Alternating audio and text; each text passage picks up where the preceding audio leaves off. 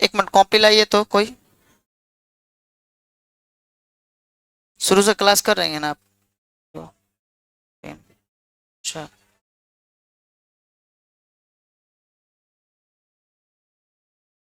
अब आप 5 पन्ना छोड़ दीजिएगा। हेलो, 5 पन्ना आप लोग छोड़ दीजिए। जो आपका टॉपिक पीछे का है उसको हम कल दिन में पढ़ा देंगे, एकदम घबराइए नहीं। अच्छा, ठीक है।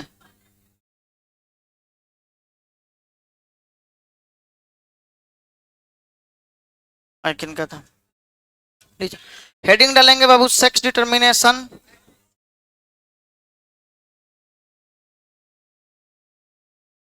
Sex determination.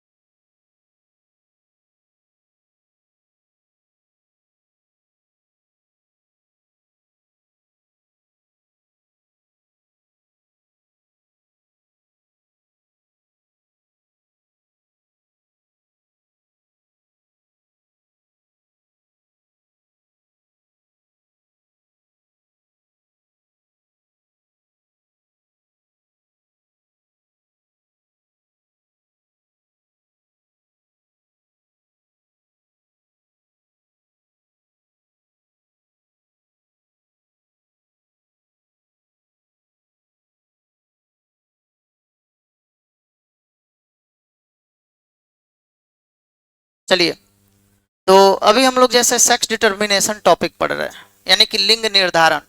और लिंग निर्धारण टॉपिक में हम लोग देखेंगे जैसे ह्यूमन के ह्यूमन में, मनुष्य में लिंग का निर्धारण कैसे होता है। इस टॉपिक में आपको बताया जाएगा किस प्रकार से लड़के का निर्माण होता है और किस प्रकार लड़की का निर्माण होता है। वैसे ही हॉनी बी में, मधुमक्खी में भी हम लोग को वैसे ही पढ़ना है कि मधुमक्खी में 3 अलग अलग प्रकार की मधुमक्खियां होती है। कुछ एक को ड्रोन कहा जाता है, ड्रोन मधुमक्खी जो मेल होता है, ड्रोन। अच्छा, कुछ मधुमक्खी होता है किसी को हम लोग क्वीन कहते हैं, रानी मधुमक्खी। ठीक है, और एक होती है वर्कर, यानी कार्यकर्ता मधुमक्खी। ठीक है, तो यहाँ पे 3 मधुमक्खियों का लिंग निर्धारण कैसे हुआ है, कौन कब कैसे बनता है, उनके बारे में पढ़ना है। और अभी हम लोग को जैसे कि सेक्स डिटर्मिनेशन में लिंग निर्धारण क्या है, तो किसी भी जीव का लिंग का निर्धारण, मतलब कि वो मेल होगा या फिर फीमेल होगा, ये उसके क्रोमोजोम पर निर्भर करता है, यानी कि वो उसके गुणसूत्र पर निर्भर करता है। तो सबसे पहले हम लोग को जानना है किसके बारे में? क्रोमोजोम के बारे में, यानी कि गुणसूत्र के बारे में।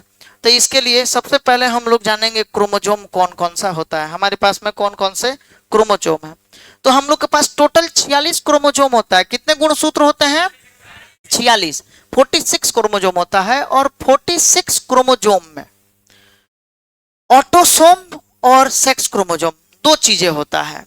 जैसे कि मान लीजिए इसमें अगर हम ऑटोसोम की बात करें तो यहां जैसे आप देख रहे हैं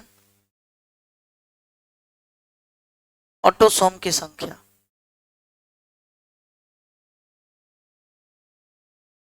ठीक है, तो ये हो गया जैसे ऑटोसोम, इधर वाला देख रहे हैं ऑटोसोम हो गया।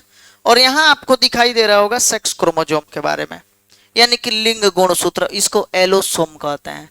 तो आपका अब नेक्स्ट जो हेडिंग होगा ये होगा autosome and sex chromosome.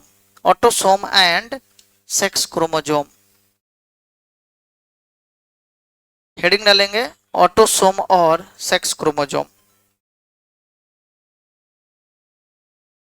Autosome और सेक्स क्रोमोजोम।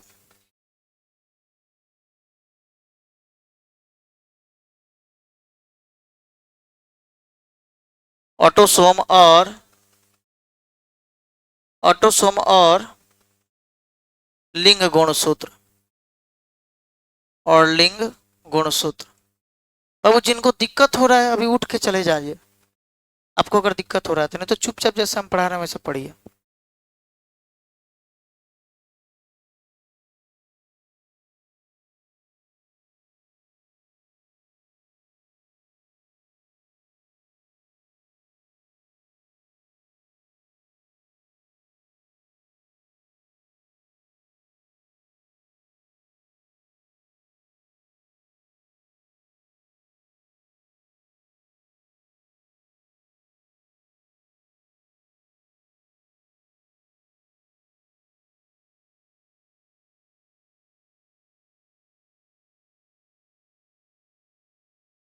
तो देखिए ऑटोसोम और लिंग गुणसूत्र, पहले इसको हेडिंग डाल लीजिएगा, ऑटोसोम और लिंग गुणसूत्र। ये आपका पहला हेडिंग था, पहले शब्द दे दिए हैं।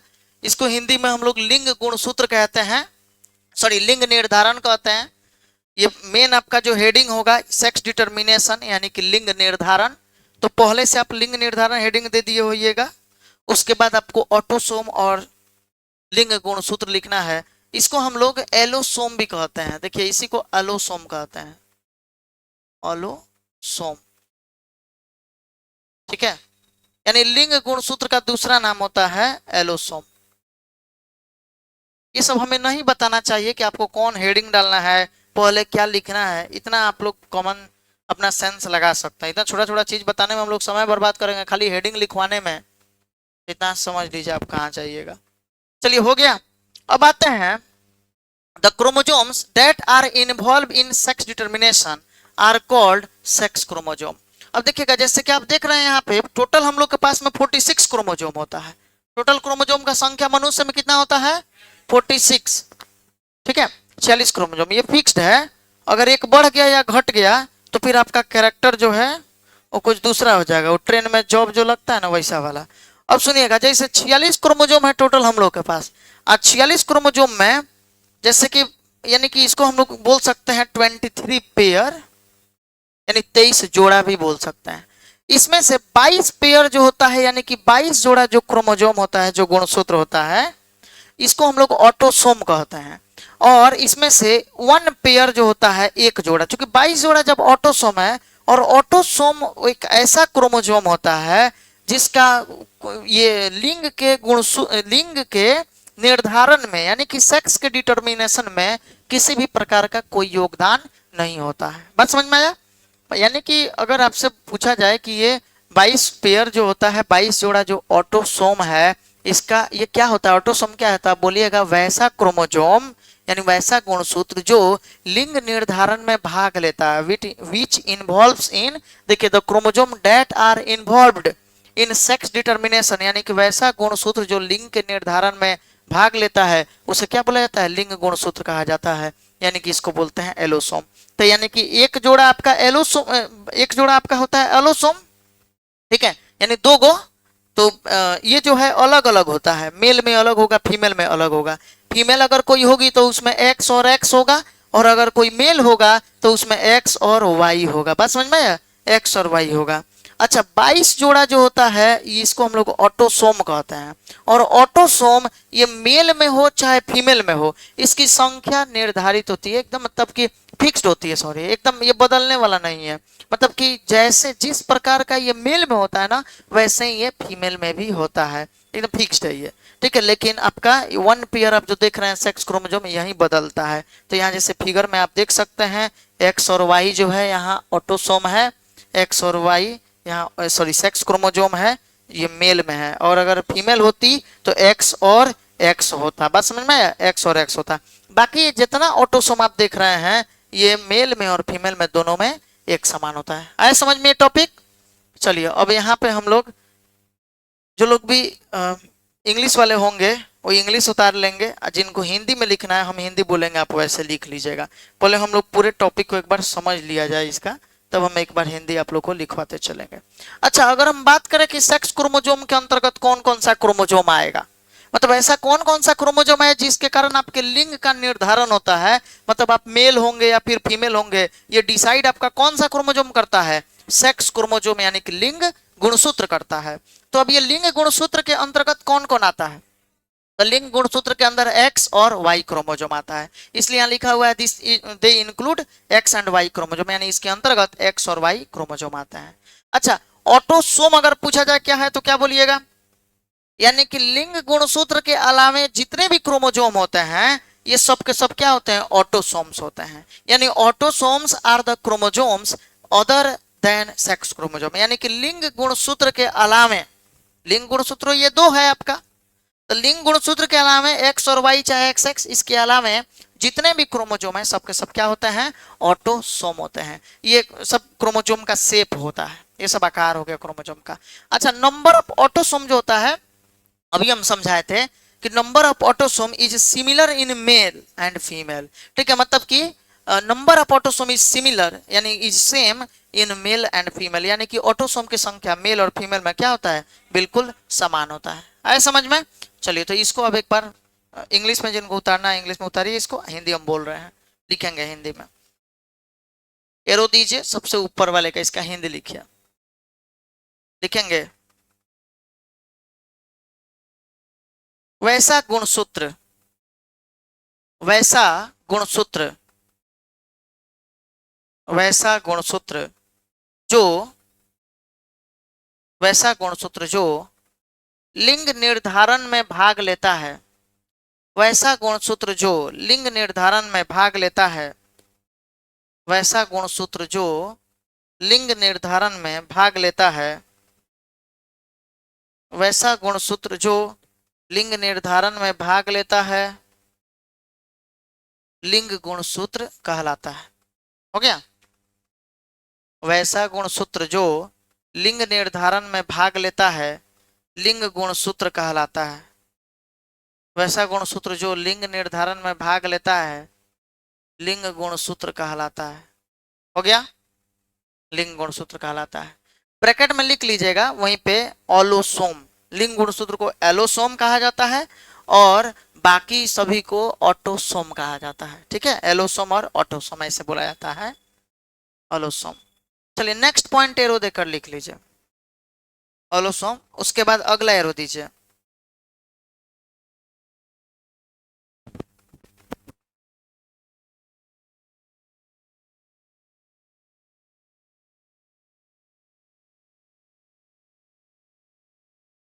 दूसरे नंबर पॉइंट में लिखेंगे इसके अंतर्गत, इसके अंतर्गत एक्स और वाई क्रोमोजोम आते हैं। इसके अंतर्गत एक्स और वाई क्रोमोजोम आते हैं। हो गया? इसके अंतर्गत एक्स और वाई क्रोमोजोम आते हैं, यानी लिंग गुणसूत्र के अंतर्गत कौन कौन होगा, तो एक्स और वाई गुणसूत्र होते हैं। हो गया? चलिए नेक्स्ट पॉइंट लिख लेंगे, ऑटोसोम्स, सॉरी लिखिए अगला एरो देकर, लिंग गुणसूत्र के अलावे, लिंग गुणसूत्र के अलावे, लिंग गुणसूत्र के, लिंग गुणसूत्र के अलावे,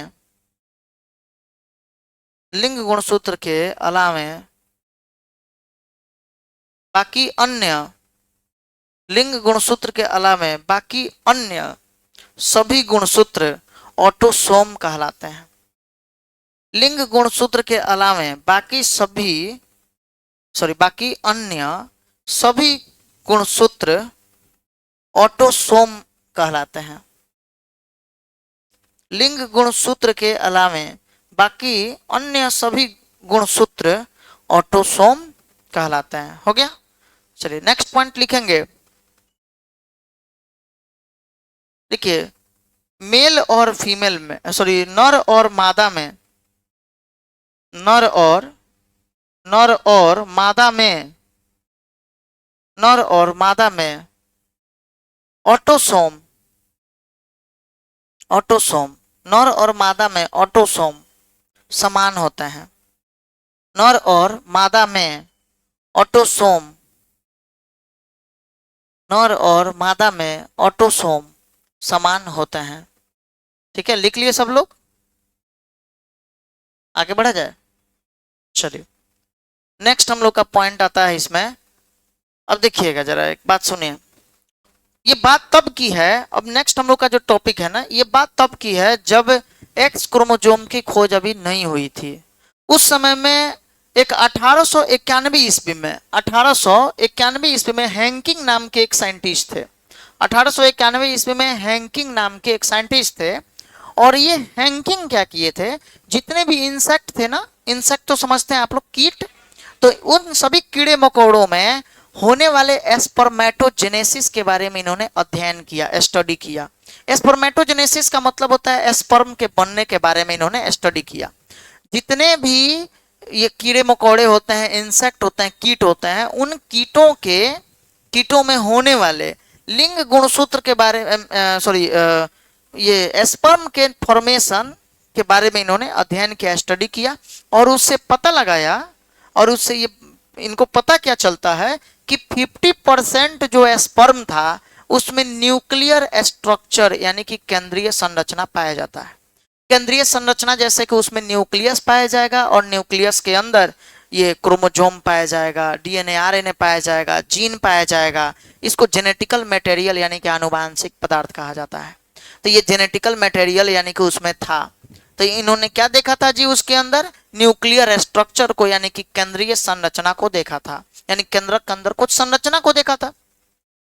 फिर बाद में उस केंद्रीय संरचना का नाम उस केंद्रीय संरचना में उन्होंने क्या देखा कि 50% जो केंद्रीय संरचना था, 50% सॉरी जो स्पर्म था उसमें केंद्रीय संरचना यानी कि न्यूक्लियर मेम्ब्रेन पाया जाता था, न्यूक्लियर स्ट्रक्चर, केंद्रीय संरचना न्यूक्लियर स्ट्रक्चर पाया जाता था। लेकिन 50% जो उसका स्पर्म था उसमें ये न्यूक्लियर स्ट्रक्चर यानी कि केंद्रीय संरचना उपस्थित नहीं था। अब ये जो केंद्रीय संरचना मौजूद था ना, उस केंद्रीय संरचना को इन्होंने क्या नाम दे दिया, एक्स बॉडी कहा, और आज उसे हम लोग एक्स क्रोमोसोम कहते हैं। इसका मतलब एक्स क्रोमोसोम की खोज किसने और कब की थी? हैंकिंग ने 1891 ईस्वी में एक्स बॉडी की यानी एक्स क्रोमोसोम की खोज की थी, और उन्होंने इसे क्या बोला था, एक्स बॉडी कहा था, याद रखिएगा, ठीक है।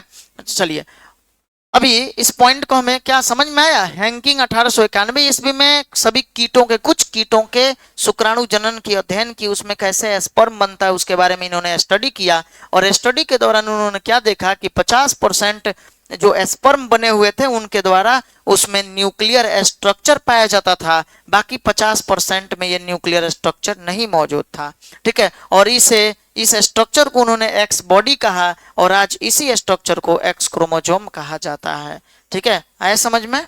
चलिए अब इसका हिंदी लिखिए। इंग्लिश वाले लोग इसको 2 पॉइंट में लिख लेंगे, 2 एरो दे देकर लिखिएगा, ठीक है, 2 एरो देकर। और हिंदी वाले लोग लिखिए। सन 1891 ईस्वी में, सन 1891 ईस्वी में, सन 1891 ईस्वी में, सन 1891 ईस्वी में हैंकिंग नामक वैज्ञानिक ने, सन 1891 ईस्वी में हैंकिंग नामक, सन 1891 ईस्वी में हैंकिंग नामक वैज्ञानिक ने, सन 1891 ईस्वी में हैंकिंग नामक वैज्ञानिक ने कुछ कीटों में होने वाले शुक्राणु जनन की अध्ययन की। कुछ कीटों में होने वाली, कुछ कीटों में होने वाली, कुछ कीटों में होने वाली शुक्राणु जनन की अध्ययन की, कुछ कीटों में होने वाली शुक्राणु जनन की अध्ययन की, और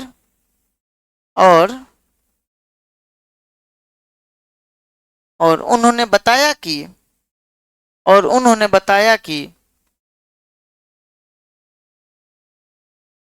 शुक्राणु जनन के बाद, और उन्होंने बताया कि शुक्राणु जनन के बाद 50% शुक्राणु में केंद्रीय संरचना पाए जाते हैं, और उन्होंने बताया कि 50%, और उन्होंने बताया कि शुक्राणु जनन के बाद, अच्छा सॉरी क्या बोले थे, और उन्होंने बताया कि शुक्राणु जनन के बाद 50% शुक्राणुओं में, हो गया, 50% शुक्राणुओं में केंद्रीय संरचना मौजूद होते हैं, केंद्रीय संरचना मौजूद होते हैं, और अन्य 50%, हो गया, केंद्रीय संरचना 50% शुक्राणुओं में केंद्रीय संरचना उपस्थित होते हैं, और 50% अन्य शुक्राणुओं में केंद्रीय संरचना उपस्थित नहीं होते हैं, और 50% अन्य केंद्रीय संरचनाओं में, और 50% अन्य केंद्रीय संरचनाओं, शुक्राणुओं में केंद्रीय संरचना अनुपस्थित होते हैं, हो गया, और 50% अन्य शुक्राणुओं में केंद्रीय संरचना अनुपस्थित होते हैं। चलिए नेक्स्ट एरो देकर लिखेंगे। उनका ये ऑब्जर्वेशन था, वो क्या प्राप्त किए, उनको क्या दिखाई दिया, ये हम लोग देखें अभी। अब उसको इन्होंने क्या नाम दिया, तो नेक्स्ट पॉइंट एरो देकर लिखेंगे हैंकिंग। हैंकिंग ने इस संरचना को, हैंकिंग ने इस संरचना को एक्स बॉडी कहा। हैंकिंग ने इस संरचना को एक्स बॉडी कहा। हैंकिंग ने इस संरचना को एक्स बॉडी कहा और इसे इसे एक्स गुणसूत्र कहा जाता है। और इसे एक्स गुणसूत्र कहा जाता है। ठीक है, और इसे एक्स गुणसूत्र कहा जाता है। चलिए हो गया। अब आते हैं हम लोग को मैकेनिज्म के बारे में पढ़ना है, यानी कि लिंग गुणसूत्र का क्या क्या मैकेनिज्म है, इसके बारे में हम लोग को पढ़ना है। ये तो था कि जैसे आप अभी डिटर्मिनेशन, लिंग निर्धारण कैसे होता है, क्या है, उसके बारे में थोड़ी बहुत बातें हो गई। अब हम लोग को पढ़ना है लिंग निर्धारण। तो जितने भी इस पृथ्वी पर जितने भी जीव मौजूद हैं, उन सभी में लिंग निर्धारण यही 3 प्रोसेस में होता है, 3 मैकेनिज्म होता है। ठीक है ना, यानी कि लिंग निर्धारण जो होता है, लिंग निर्धारण की जो प्रणाली होता है यानी मैकेनिज्म होता है, वो कितना होता है, 3 होता है। सबसे पहला होता है एक्स एक्स और एक्स नॉट टाइप का। एक्स एक्स और एक्स ओ नहीं बोलिएगा, जीरो है ये, यानी कि यहाँ पे एक क्रोमोजोम अनुपस्थित होता है। ठीक है, और जैसे कि ये पहला नंबर हो गया एक्स एक्स और एक्स जीरो टाइप का। दूसरे नंबर में आप जो देख रहे हैं ये एक्स एक्स और एक्स वाई टाइप का होता है। और तीसरे नंबर में जो आप देख रहे हैं ये है जेड जेड और जेड डब्ल्यू टाइप का होता है। ठीक है, तो अब हम अगर बात करें पहला नंबर वाला, ये एक्स एक्स और एक्स वाई टाइप का मैकेनिज्म जो है ये किस में आपको देखने को मिलेगा, तो एक्स एक्स और एक्स जीरो या एक्स नॉट टाइप का जो मैकेनिज्म होता है ये किस में होता है, ग्रास होपर में, टिड्डा में। ठीक है, इसको बचपन में हम लोग राम जी का सुग्गा बोलते थे। ठीक है, अब ये टिड्डा बोलते हैं। ठीक, हाँ, तो ये एक्स एक्स और एक्स जीरो टाइप का जो होगा ये हो गया टिड्डा में। अच्छा, उसके बाद जो है ये एक्स एक्स और एक्स वाई टाइप का मैकेनिज्म जो आप देख रहे हैं ये किस में होता है, तो ये हनी भी आपको दिख रहा है, ड्रोसोफिला है, ये ड्रोसोफिला मेलेनोगेस्टर है। ठीक है जी, इसका उपयोग मोर्गन ने अपने एक्सपेरिमेंट के लिए किया था, बताया गया है आप लोग को। मोर्गन अपने प्रयोग के लिए इसी का उपयोग किए थे, ड्रोसोफिला का। इसको अपने भाषा में फ्रूट फ्लाई यानी फल मक्खी भी कहा जाता है। फल के ऊपर जो मक्खी नहीं लगती है उसको पीला रंग पसंद होता है। बच्चों के ताजे जो टॉयलेट होते हैं, पैखाने, उस पर भी बैठता है। ये आप आम खाते हैं तो आम का कलर भी उसी के कलर से मैच होता है, उस पर बैठेगा। ये दाल ओल पर बैठता है, मतलब वैसा कलर इसको पसंद है, थोड़ा हल्का पीला रंग पसंद होता है। तो ये एक्स एक्स और एक्स वाई टाइप का मैकेनिज्म अगर पूछा जाएगा आपसे किस में होता है, तो आप क्या बोलिएगा, एक्स एक्स और एक्स वाई, तो ये ड्रोसोफिला मेलेनोगेस्टर में, यानी इसी को हम लोग बोलते हैं क्या, फल मक्खी यानी फ्रूट फ्लाई में। अच्छा, एक और चीज है, एक्स एक्स और एक्स वाई जो है ना मनुष्य में भी पाया जाता है। मनुष्य का जो लिंग निर्धारण होता है, ह्यूमन का जो सेक्स डिटर्मिनेशन होता है, ये कौन सा होता है, एक्स एक्स और एक्स वाई टाइप का होता है। ठीक है, अच्छा, जेड जेड और जेड डब्ल्यू की अगर हम बात करें तो ये किस में पाया जाएगा जी, तो ये बर्ड्स में यानी पक्षियों में पाया जाता है। जैसे कि यहाँ पे आप देख रहे हैं मुर्गा मुर्गी। ठीक है, तो जितने भी बर्ड्स होते हैं, पक्षियां, उन सभी में ये पाया जाएगा।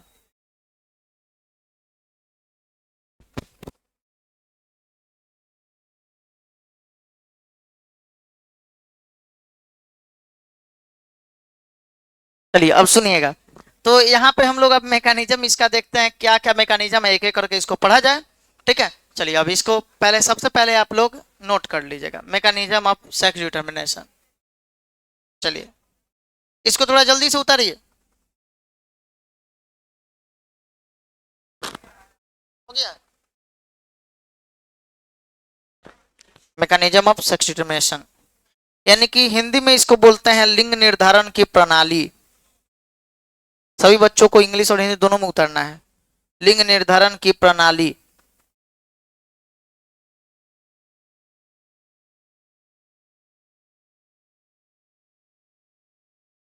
ठीक है, लिंग निर्धारण की प्रणाली।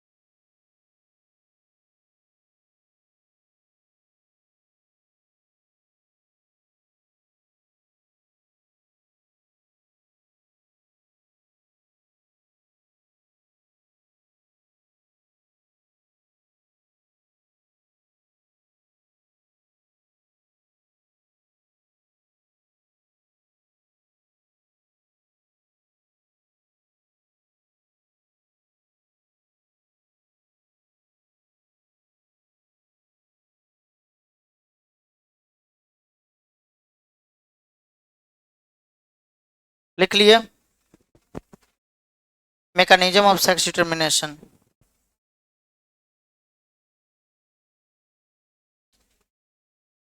आगे आगे सब लिखवाएंगे, सब लिखवाएंगे, इसका एग्जाम्पल पूरा लिखवाएंगे। ठीक है, चलिए हटा दिया जाए इसे। अब इसे पहला नंबर एक्स एक्स और एक्स नॉट टाइप का मैकेनिज्म लिखेंगे।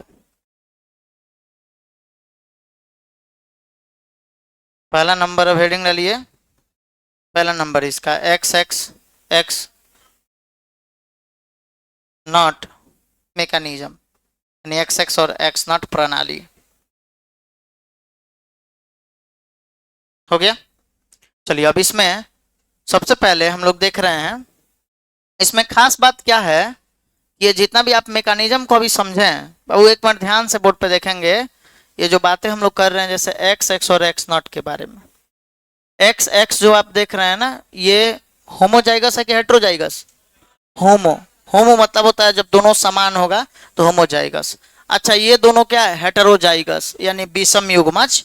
अलग अलग जब रहेगा, एक्स और नॉट है, एक्स और जीरो है, तो इसका मतलब हो गया ये दोनों अलग अलग है, तो इसको हम लोग बोलते हैं हेटेरोजाइगस यानी कि विषम युग्मज। ठीक है, तो ये हो गया जैसे कि होमोजाइगस यानी समयुग्मज, और ये हो गया विषम युग्मज यानी कि हेटेरोजाइगस। ठीक है, तो आप लोग अभी तक क्या पढ़ते आ रहे हैं? मनुष्य में एक्स एक्स और एक्स वाई पढ़ रहे हैं, मनुष्य का लिंग निर्धारण।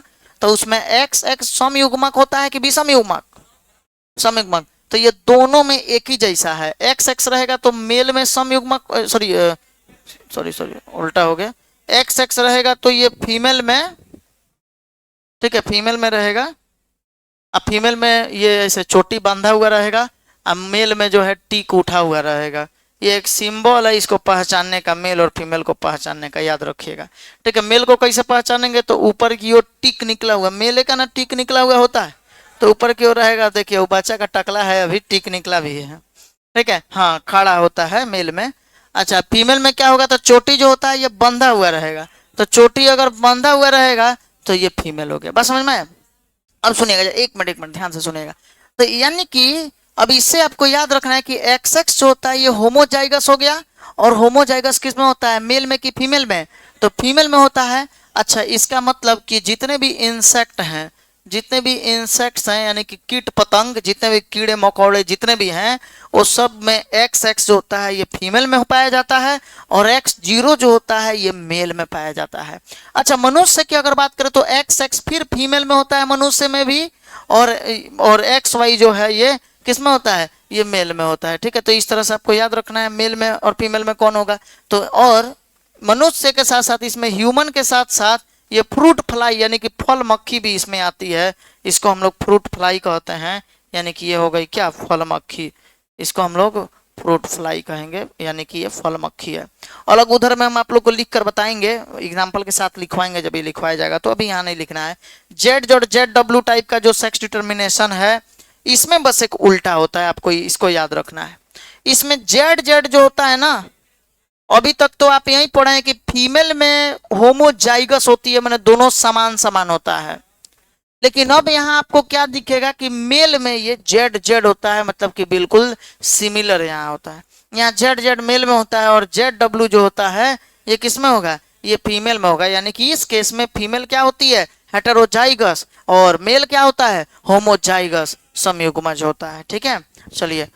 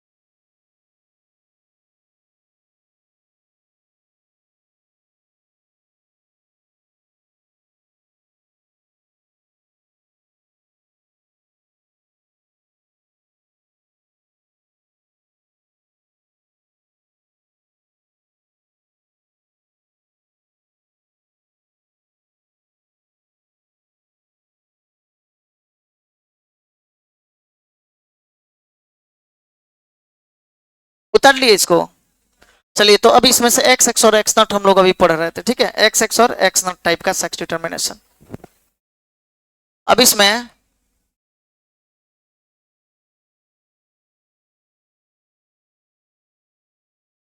पहला नंबर लिख लिए हैं।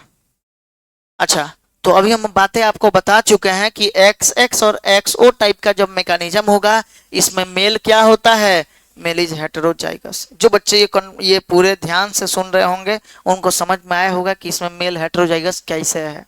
हेटेरोजाइगस हम पहले भी पढ़ाए हैं, जिसमें कि आपका जब दोनों, जैसे कि ये देखिए एक्स और वाई है, तो ये हेटेरोजाइगस आपको दिख रहा है। पहले ही इसका एग्जाम्पल हम बताए थे कि हेमीजाइगस होता है, एक बार बताया था आप लोग को हेमीजाइगस होता है, लेकिन ऐसे इसको आप हेटेरोजाइगस में ही रखिएगा। एक्स या कैपिटल टी या स्मॉल टी दिख रहा है, तो दोनों अलग अलग ना हो गया, तो इसको हेटेरोजाइगस कहते हैं।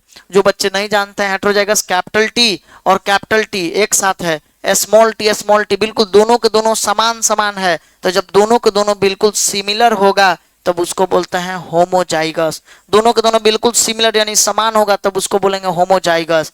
और जब दोनों के दोनों अलग अलग हो जाए, जैसे कैपिटल टी और स्मॉल टी, तब इसको बोलते हैं हेटेरोजाइगस यानी विषम युग्मज। तो सेम वैसे ही है, देखिए एक्स एक्स मतलब इसमें फीमेल होती है, तो एक्स एक्स जब फीमेल होगी तो फीमेल क्या होती है, होमोगैमेटिक यानी समयुग्मकी होती है। और एक्स ओ है, एक्स जीरो है सॉरी, तो इसमें मेल क्या होगा, हेटेरोगैमेटिक होगा यानी दोनों अलग अलग है। बात समझ में आया। चलिए, तो इसका आप लोग हिंदी एक बार नोट करिए। यहाँ नर विषम युग्मकी होता है, यहाँ नर विषम युग्मकी होता है, यहाँ नर विषम युग्मकी होता है। आई डॉट ई को पढ़ते हैं डैट इज, डैट इज का मतलब होता है अर्थात, ठीक है, अर्थात देख लिए। यहाँ नर विषम युग्मकी होता है अर्थात एक्स नॉट, ऐसे लिख लेंगे एक्स नॉट, अर्थात एक्स नॉट, ठीक है, एक्स नॉट। और एक्स नॉट और मादा सम युग्मकी होती है, और मादा सम युग्मकी होती है अर्थात एक्स एक्स, और मादा समयुग्मकी होती है अर्थात एक्स एक्स। जैसे एग्जाम्पल में क्या हो जाएगा, many insects and such as grasshopper, ठीक है, ग्रास होपर यानी कि टिड्डा, ठीक है। हाँ, जैसे में लिख लेंगे, जैसे में कई कीट या कई कीड़े मकोड़े, जैसा कि ग्रासहोपर, यानी ग्रासहोपर का हिंदी क्या होता है, टिड्डा। Many insect such as grasshopper यानी कि कई कीड़े मकोड़े जैसा कि, कई कीड़े मकोड़े जैसा कि टिड्डा यानी कि ग्रासहोपर हो जाएगा। चलिए नेक्स्ट पॉइंट में आ जाइए, एक्स एक्स और एक्स वाई टाइप का मैकेनिज्म, सेकंड नंबर। दूसरे नंबर में लिखिए एक्स एक्स और एक्स वाई टाइप का लिंग निर्धारण जो है दूसरे नंबर वाला, ठीक है। अब इसमें लिखेंगे दूसरे नंबर में, जैसे कि अभी आपको फिर बताया गया है, ये किसमें किसमें होता है, मनुष्य में होता है यानी कि ह्यूमन में ऐसा होता है, ह्यूमन में देखने को मिलता है। और उसके बाद जो है ये ड्रोसोफिला मेलेनोगेस्टर यानी ड्रोसोफिला में, जिसको हम लोग फ्रूट फ्लाई यानी कि फल मक्खी बोलते हैं, ठीक है। तो आइए अब यहाँ जैसे कि दिया हुआ है मेल इज हेटेरोगैमेटिक यानी कि नर क्या होगा, वो तो आप डायरेक्टली पहले से भी जानते हैं, एक्स वाई जो होता है ये किस में होता है, मेल में, और एक्स एक्स होता है ये फीमेल में होता है, ये तो बात आप लोग जानते हैं। तो सीधे आप खुद से भी लिख सकते हैं, इसमें नर क्या होता है, इसमें नर विषम युग्मकी होता है अर्थात एक्स और वाई, तथा फीमेल मादा क्या होती है, होमोगैमेटिक होती है यानी कि समयुग्मकी होती है, यानी कि केवल एक्स होता है उसमें, एक्स यानी कि आप ऐसे भी लिख सकते हैं, एक्स और एक्स भी लिख सकते हैं, केवल एक्स होता है यानी कि एक्स एक्स होता है, कोई अदर क्रोमोजोम नहीं होता है, तो यानी कि वो समयुग्मकी हो गई, जैसे कि मनुष्य और ड्रोसोफिला। ड्रोसोफिला का दूसरा नाम क्या है, तो इसी को हम लोग फ्रूट फ्लाई, ड्रोसोफिला को हम लोग बोलते हैं फ्रूट फ्लाई, फ्रूट फ्लाई यानी कि फल मक्खी। ठीक है, इसी को फल मक्खी भी कहा जाता है। तो ये फ्रूट फ्लाई हो गई यानी फल मक्खी हो गई। ठीक है, मनुष्य और ड्रोसोफिला लिखेंगे। यहाँ नर विषम युग्मकी होता है। यहाँ नर विषम युग्मकी होता है। अब विषम युग्मकी के ब्रैकेट में क्या लिख देंगे, एक्स और वाई। ठीक है, यहाँ नर विषम युग्मकी होता है। ठीक है, और मादा समयुग्मकी होती है। और मादा समयुग्मकी या समयुग्मकी के ब्रैकेट में एक्स एक्स, और मादा समयुग्मकी होती है। ठीक है, और मादा समयुग्मकी होती है, और मादा समयुग्मकी होती है। जैसे एग्जाम्पल में लिख लीजिएगा, जैसे में जैसे मनुष्य और ड्रोसोफिला, जैसे मनुष्य और ड्रोसोफिला लिख लिए। जैसे मनुष्य और ड्रोसोफिला लिख लिए।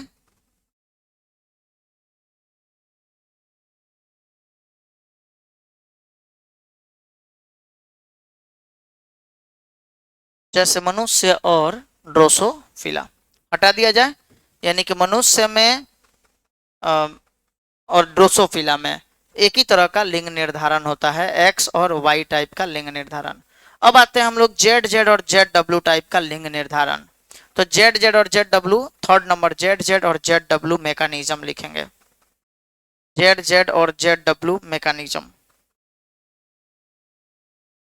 जेड जेड और जेड डब्ल्यू लिंग निर्धारण।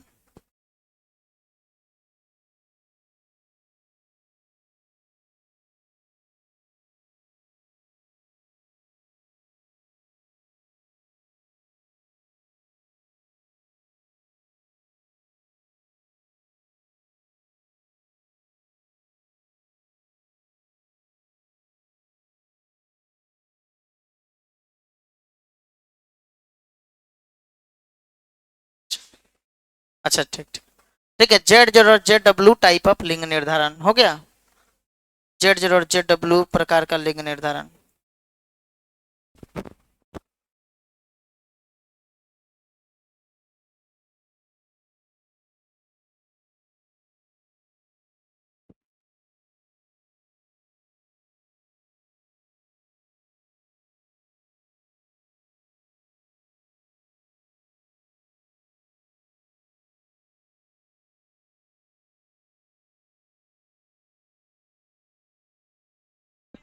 चलिए इसमें लिखेंगे, यहाँ लिखे, यहाँ नर समयुग्मकी लिखेंगे। यहाँ नर, सॉरी उल्टा बोल दिया, लिखिएगा यहाँ नर विषम युग्मकी। नर यहाँ विषम युग्मकी होगा। ये आपको थोड़ा सॉरी, पहले ही वाला सही बोल रहे थे क्या? हाँ, पहले ही वाला ठीक है ठीक है। चलिए, पहले वाला ही सही बोल रहे थे। इसमें मेल क्या होता है, मेल इज होमोगैमेटिक, यानी कि यहाँ नर समयुग्मकी और मादा विषम युग्मकी होती है। समयुग्मकी लिखकर ब्रैकेट में डाल देंगे जेड जेड। ठीक है, और विषम युग्मकी जहां आप लिख रहे हैं तो विषम युग्मकी लिखकर जेड और डब्ल्यू दे देंगे। ठीक है, यहाँ नर समयुग्मकी और समयुग्मकी के ब्रैकेट में क्या देना है, जेड जेड और और मादा विषम युग्मकी यानी जेड और डब्ल्यू हो जाएगा। ठीक है, जैसे कि देखिए बर्ड्स हो जाएगा पक्षी। अब बर्ड्स के अलावा और क्या हो जाएगा जी, इसमें एक रेप्टाइल्स भी एग्जाम्पल डाल दीजिएगा। रेप्टाइल्स जो होते हैं यानी कि सरीसृप, यानी कि रेंग कर चलने वाले जितने भी जीव हैं, स्नेक हो गया, लिजार्ड हो गया, छिपकली, उन सभी में अगर पूछा जाए किस प्रकार का लिंग निर्धारण होगा तो ये हो जाता है आपका जेड जेड और जेड डब्ल्यू टाइप का लिंग निर्धारण। ठीक है, अच्छा अब जेड जेड और जेड डब्ल्यू में कौन मेल में होता है और कौन फीमेल में होता है, तो ये आपको याद रखना है कि जेड जेड जो होता है ना ये मेल में होता है, और जेड डब्ल्यू जो होता है ना ये फीमेल में होता है। इसमें एग्जाम्पल हो जाएगा पक्षी और कौन, रेप्टाइल्स यानी कि सरीसृप। हो जाएगा। चलिए एक नोट पॉइंट करके डाल दीजिए और इसको लिखिए जरा।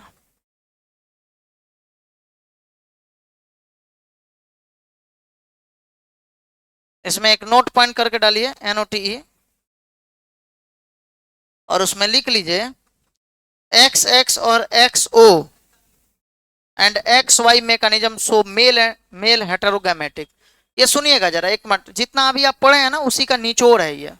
जैसे कि XX XO और XY ये मैकेनिज्म में मेल जो होता है ये विषम युग्मक होता है, विषम युग्मजी होता है। ये तो आपको पता है। मेल जो होता है X0 में या X0 में और XX XY में मेल यही ना होता है XY और X0, तो इसको हेटेरोगैमेटिक कहते हैं ना, यानी विषम युग्मकी कहते हैं। तो इस प्रकार से ये हो गया विषम युग्मकी। और जेड जेड तथा ZW जो होता है ये क्या होता है, ये फीमेल में होता है, फीमेल इसमें क्या होती है, हेटेरोगैमेटिक होती है, यानी मादा इसमें विषम युग्मकी होंगी।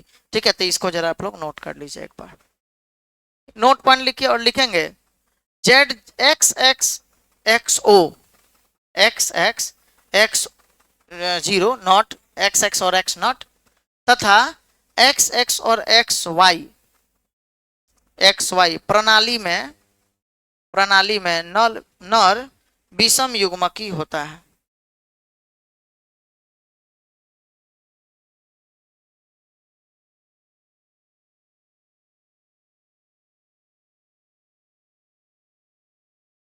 नर विषम युग्मकी होता है। दूसरे नंबर में लिखेंगे,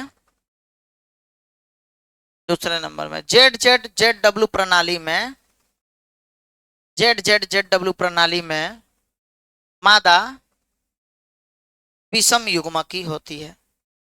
ZZZW प्रणाली में मादा विषम युग्मकी होती है। चलिए तो वीडियो को अच्छे से देख लेंगे और लाइक कमेंट और शेयर अवश्य करें। अगर अब तक आप लोग चैनल पे जो भी न्यू हैं चैनल को सब्सक्राइब अवश्य करें और घंटा को जरूर दबाएं ताकि अगर हम लाइव हैं तो सबसे पहले आप तक मैसेज जाए। ठीक है, चलिए थैंक यू।